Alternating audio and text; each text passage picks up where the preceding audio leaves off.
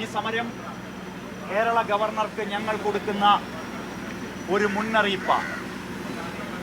നമ്മുടെ രാജ്യത്തിൻ്റെ ഭരണഘടനാപരമായ പദവിയിലിരിക്കുന്നവർ പാലിക്കേണ്ടുന്ന രീതികളെ സംബന്ധിച്ച് രാജ്യത്ത് വ്യക്തമാണ്. ഭരണഘടനാ പദവിയാണ് ഗവർണർ. ആ ഭരണഘടനാ പദവി വഹിക്കുന്നവർ എന്തെങ്കിലും സംശയങ്ങൾ ഉണ്ടെങ്കിൽ ആ സംശയ നിവാരണത്തിന് ഉപയോഗിക്കേണ്ടത് ഭരണഘടനയാണ്. ഭരണഘടനയിലെ വകുപ്പുകളും ഉപവകുപ്പുകളും മാറി മാറി പരിശോധിക്കണം സംശയമുണ്ടെങ്കിൽ. പക്ഷേ ഇപ്പോൾ കേരള ഗവർണർ സംശയ നിവാരണത്തിന് വേണ്ടി ഉപയോഗിച്ചുകൊണ്ടിരിക്കുന്നത് വിചാരധാരയാണെന്ന് ഞങ്ങൾ സംശയിക്കുക. വിചാരധാര രാജ്യത്തിൻ്റെ ഭരണപരമായ കാര്യങ്ങളുടെ സംശയ നിവാരണത്തിന് ഉപയോഗിക്കാൻ സാധ്യമല്ല എന്ന് ഞങ്ങൾ ഓർമ്മിപ്പിക്കുക. രാജ്യത്തിന് വലുത് ഗവർണറല്ല, രാജ്യത്തിന് വലുത് പ്രധാനമന്ത്രിയല്ല, രാജ്യത്തിന് വലുത് പ്രസിഡന്റ് അല്ല, രാജ്യത്തിന് വലുത് കേന്ദ്ര ക്യാബിനറ്റ് മന്ത്രിമാരല്ല. രാജ്യത്തിന് വലുത് പരമോന്നതമായ ഭരണഘടനയാണ് രാജ്യത്തിന് വലുത്. ആ ഭരണഘടന സംശയമുള്ളപ്പോൾ കേരളത്തിൻ്റെ ഗവർണർ ഒന്ന് മറിച്ചു നോക്കണം, പരിശോധിക്കണം. ദേശീയ ചിഹ്നങ്ങളെക്കുറിച്ചോ ദേശീയ സിംബലുകളെക്കുറിച്ചോ ദേശീയ പ്രാധാന്യമുള്ള കാര്യങ്ങളെക്കുറിച്ചോ ഭരണഘടനയിൽ പറയുമ്പോൾ എവിടെയെങ്കിലും ഒരിടത്ത് ഇപ്പോൾ കേരള ഗവർണർ പരിഗണിക്കുന്ന കാര്യങ്ങളെക്കുറിച്ച് പറയുന്നുണ്ടോ? അപ്പോൾ കേരള ഗവർണർ ഭരണഘടനയാണോ ഉയർത്തിപ്പിടിക്കുന്നത്, വിചാരധാരയാണോ ഉയർത്തിപ്പിടിക്കുന്നത് എന്ന ചോദ്യത്തിന് മറുപടി പറഞ്ഞേ തീരൂ. ഭരണഘടനയാണ് ഉയർത്തിപ്പിടിക്കുന്നതെങ്കിൽ ഭരണഘടനാപരമല്ലാത്ത ഒരു കാര്യവും ഈ രാജ്ഭവനിൽ സാധ്യമല്ല. വിചാരധാരയാണ് ഉയർത്തിപ്പിടിക്കുന്നതെങ്കിൽ, അദ്ദേഹം അതാണ് ഉയർത്തിപ്പിടിക്കുന്നതെങ്കിൽ ഈ രാജ്ഭവനിൽ ഇരിക്കാൻ അദ്ദേഹം യോഗ്യനല്ലെന്ന് സർവ ബഹുമാനങ്ങളും നിലനിർത്തിക്കൊണ്ട് പറയാൻ ഞങ്ങൾക്കൊരു മടിയുമില്ല. ചോദ്യം ഉയർന്നു വന്നിരിക്കുന്നു. സഖാവ് വി ശിവൻകുട്ടി അതിന് ഉത്തരം കൊടുത്തു. ഭരണഘടനയാണ് വലുത്, രാജ്യമാണ് വലുത്. ആ രാജ്യത്തിനൊരു രാഷ്ട്ര സംവിധാനമുണ്ട്, ആ രാഷ്ട്രഘടനയുണ്ട്. ആ രാഷ്ട്രഘടനയ്ക്കുള്ളിൽ, ആ ഭരണഘടനയ്ക്കുള്ളിൽ ഉയർത്തിപ്പിടിക്കേണ്ട മൂല്യങ്ങൾക്ക് പകരം RSSന്റെ പാരമ്പര്യത്തെ ഈ രാജ്ഭവനിൽ പ്രതിഷ്ഠിക്കാൻ ശ്രമിക്കരുത് മിസ്റ്റർ ഗവർണർ എന്ന് ഞങ്ങൾ ഓർമ്മിപ്പിക്കുക. കേരളത്തിന്റെ പ്രതിഷേധ വീര്യം നിങ്ങൾ കണ്ടതല്ല, കേരളത്തിന്റെ പ്രതിരോധം നിങ്ങൾ കണ്ടതല്ല. ഇവിടെ നിന്ന് പോയ മിസ്റ്റർ ആരിഫ് മുഹമ്മദ് ഖാനോട് ചോദിച്ചാൽ അറിയാം. സംഘപരിവാർ രാഷ്ട്രീയത്തെ ഭരണഘടന എന്ന നിലയിൽ, ഭരണഘടനയ്ക്ക് മുകളിൽ RSSന്റെ രാഷ്ട്രീയത്തെ പ്രതിഷ്ഠിക്കാൻ ശ്രമിച്ചപ്പോ കേരളം ശക്തമായി പ്രതികരിച്ചു. ഒരു കാലത്തും ഈ കേരളത്തിന്റെ പ്രതിഷേധം ആരിഫ് മുഹമ്മദ് ഖാൻ മറക്കില്ല. ഏത് തണുത്ത രാത്രിയിലും, എത്ര നല്ല കമ്പിളി പുതപ്പ് പുതച്ച് കിടന്നാലും, ഏത് സ്വപ്നാടനത്തിലും ആരിഫ് മുഹമ്മദ് ഖാനെ തട്ടി വിളിച്ചാൽ കേരളത്തിന്റെ പ്രതിഷേധത്തിന്റെ ചൂട് അദ്ദേഹം പറഞ്ഞു തരും. ഇപ്പോ കാവിക്കൊടിയെ ഏൽപ്പിച്ചിരിക്കുക, ഭാരതാംബയ്ക്ക് ഒരു കാവിക്കൊടി കൊടുത്തിരിക്കുക.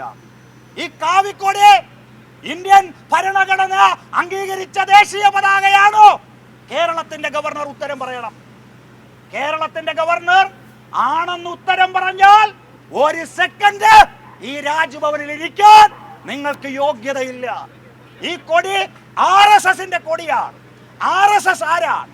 ഇന്ത്യ കണ്ട ഏറ്റവും വലിയ കലാപങ്ങൾ നടത്തിയവരാണ്. ഇന്ത്യ കണ്ട ഏറ്റവും വലിയ വംശീയ കലാപങ്ങൾക്ക് നേതൃത്വം കൊടുത്തവരാണ്.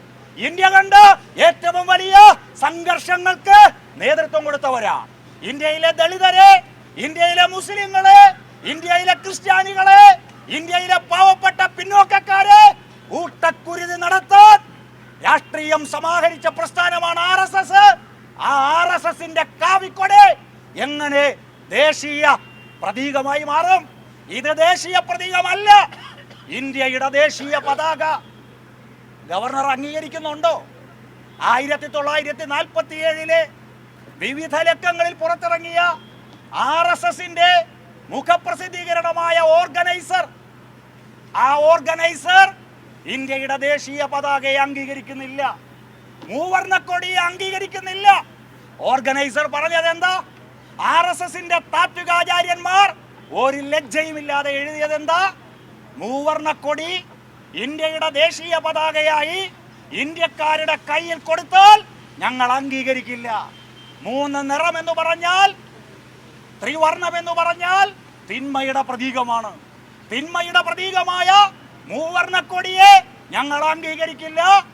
RSSന്റെ കാവിക്കൊടിയെ ഇന്ത്യയുടെ ദേശീയ പതാകയാക്കണമെന്ന് പറഞ്ഞ ഏറ്റവും വലിയ രാജ്യവിരുദ്ധ പ്രസ്ഥാനമാണ് RSS. അന്നത്തെ RSSന്റെ നിലപാട് വീണ്ടും എഴുന്നള്ളിക്കാനാണ് കേരളത്തിന്റെ ഗവർണർ വിചാരിക്കുന്നതെങ്കിൽ ആ പൂതി അങ്ങ് മനസ്സിൽ വെച്ചാൽ മതി. ആ പൂതി അങ്ങ് മനസ്സിൽ വെച്ചാൽ മതി. ഇന്ത്യയുടെ ഭരണഘടനാ മൂല്യങ്ങളെ അട്ടിമറിക്കാൻ ഞങ്ങൾ അനുവദിക്കില്ല. അതുകൊണ്ട് ഭരണഘടനയിൽ എന്താണോ പറയുന്നത്, എവിടെ പുള്ളിയുണ്ടോ, എവിടെ കോമയുണ്ടോ, എവിടെ ദീർഘമുണ്ടോ, എവിടെ ഇൻവെർട്ടഡ് കോമയുണ്ടോ, അത് അംഗീകരിച്ചാൽ മതി ഗവർണർ. RSSന്റെ വിചാരധാര ഇവിടെ പറ്റില്ല. വീട്ടിൽ കൊണ്ടുപോകണം. സ്വന്തം വീട്ടിൽ കിടപ്പുമുറിയിൽ സൂക്ഷിച്ചോ, പരിശോധിച്ചോ, റഫറൻസ് ആക്കി സൂക്ഷിച്ചോ, ഞങ്ങൾക്ക് പരാതിയില്ല. RSSന്റെ കാവിക്കൊടിയെ വീട്ടിൽ കൊണ്ടുവച്ചോ, ഞങ്ങൾക്ക് പരാതിയില്ല. അതൊക്കെ നിങ്ങളുടെ സ്വകാര്യം. ഈ രാജ്ഭവൻ നിങ്ങളുടെ സ്വകാര്യ സ്വത്തല്ല. അതുകൊണ്ടാണ് സഖാവ് വി ശിവൻകുട്ടി നിലപാടെടുത്തത്. സഖാവ് വി ശിവൻകുട്ടി BJPയുടെയും RSSന്റെയും രാഷ്ട്രീയത്തെ പരാജയപ്പെടുത്തി ഈ കേരള നിയമസഭയിൽ രാഷ്ട്രീയം, മതനിരപേക്ഷ രാഷ്ട്രീയം ഉയർത്തിപ്പിടിച്ച കമ്മ്യൂണിസ്റ്റാണ്. അതുകൊണ്ട് ഞങ്ങൾ ഓർമ്മിപ്പിക്കുന്നു, രാജ്ഭവൻ രാജ്ഭവനായിരിക്കണം. നാഗ്പൂരിലെ RSSന്റെ കാര്യാലയമാക്കി മാറ്റരുത്. RSSന്റെ ശാഖ തുടങ്ങാൻ ഈ രാജ്ഭവൻ ഇടയാക്കരുത്. ബഹുമാന്യപ്പെട്ട ഗവർണറോട് ഞങ്ങൾ ഇപ്പോഴും ഓർമ്മിപ്പിക്കുന്നു, സംശയം വന്നാൽ ഒരു ഭരണഘടന വാങ്ങി പരിശോധിക്കണം. ഭരണഘടന ഇല്ലെങ്കിൽ DYFI തരാം. DYFI ഇന്ന് തന്നെ കേരളത്തിലെ ഗവർണർക്ക് ഒരു ഭരണഘടന വാങ്ങിത്തരാം. സംശയമുണ്ടെങ്കിൽ അതെടുക്കണം. വിചാരധാരയുമായി, RSSന്റെ രാഷ്ട്രീയവുമായി, RSSന്റെ കാവിക്കൊടിയുമായി ഇന്ത്യയുടെ മതേതരത്വത്തെ, ഭരണഘടനാ മൂല്യങ്ങളെ വെല്ലുവിളിക്കാൻ ഗവർണർ എന്നല്ല, ഇന്ത്യയിലെ ഒരാൾക്കും അധികാരമില്ല എന്ന് ഞങ്ങൾ ഓർമ്മിപ്പിക്കുന്നു. കൊടുത്തിരിക്കുന്ന അധികാരം ഉപയോഗിച്ചാൽ മതി. ഗവർണർ ഔദ്യോഗിക പരിപാടികൾ നടക്കുമ്പോൾ എന്തൊക്കെയാണ് പ്രോട്ടോകോൾ, അത് നടപ്പാക്കിയാൽ മതി. തൻ്റെ ഇഷ്ടങ്ങൾ, തൻ്റെ താല്പര്യങ്ങൾ, RSSന്റെ തിട്ടൂരങ്ങൾ നടപ്പിലാക്കാൻ ശ്രമിക്കരുത്. ഞങ്ങളൊരു മുന്നറിയിപ്പ് തരുന്നു, ഞങ്ങളൊന്ന് ഓർമ്മിപ്പിക്കുന്നു. ഞങ്ങൾ ഇന്നിവിടെ ഇരിക്കുക, തൊട്ടുപുറകിൽ കുറച്ച് പോലീസുകാരുണ്ട്, അതിൻ്റെ പുറകിൽ ജലപീരങ്കിയുണ്ട്, സർവ്വസന്നാഹങ്ങളുമുണ്ട്.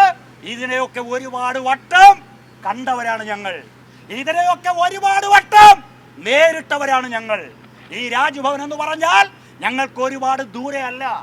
ഈ രാജ്ഭവൻ എന്ന് പറഞ്ഞാൽ ഞങ്ങൾക്ക് ഒരുപാട് ഉയരെയല്ല. ഈ രാജ്ഭവൻ എന്ന് പറഞ്ഞാൽ ഭരണഘടനാ മൂല്യങ്ങളെ സംരക്ഷിച്ചോളാം. ഭരണഘടനാ മൂല്യങ്ങളെ തോട്ട് കളിച്ചാൽ ഈ കേരള ജനാധിപത്യത്തിന്റെ ചൂടും ചൂരും അറിഞ്ഞേ പോകൂ എന്ന് ഓർമ്മിപ്പിക്കുന്നു.